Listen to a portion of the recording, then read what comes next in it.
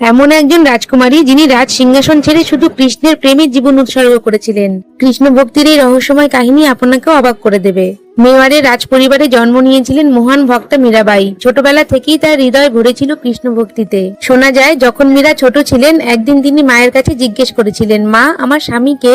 মা মজা করে বলেছিলেন, এই শ্রীকৃষ্ণই তোমার স্বামী। সেই দিন থেকেই মীরাবাই মনে মনে কৃষ্ণকে নিজের স্বামী ও সর্বস্ব বলে মানতে শুরু করেন। বড় হওয়ার পর তার বিয়ে হয় রাজ পরিবারে, কিন্তু রাজ পরিবারের মানুষ মীরার এই কৃষ্ণ ভক্তি মেনে নিতে পারতেন না।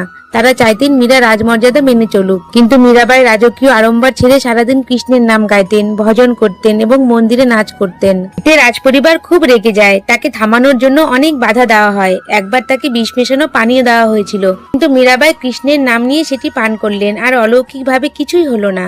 আর একবার তাকে ফুলের ঝুড়িতে একটি বিষধর সাপ পাঠানো হয়েছিল। যখন মীরাবাই ঝুড়ি খুললেন দেখা গেল সেখানে একটি সুন্দর কৃষ্ণ মূর্তি রয়েছে। সবাই তখন বুঝতে পারলো সত্যিকারের ভক্তিকে কেউ হারাতে পারে না। মীরাবাই সারা জীবন কৃষ্ণের ভক্তি করে গেছেন। শেষ পর্যন্ত তিনি কৃষ্ণের মন্দিরে গিয়ে ভক্তির মধ্যে এমন ভাবে লীন হয়েছিলেন যে মানুষ বিশ্বাস করেন তিনি কৃষ্ণের সঙ্গে মিলিত হয়ে গিয়েছিলেন। সত্যিকারের ভক্তি থাকলে জীবনের সব বাধা নিজে থেকেই দূর হয়ে যায়। গল্পটি ভালো লেগে থাকলে প্লিজ চ্যানেলটি সাবস্ক্রাইব করে দিবেন আর সবাই কমেন্টে লিখে যান, জয় শ্রীকৃষ্ণ।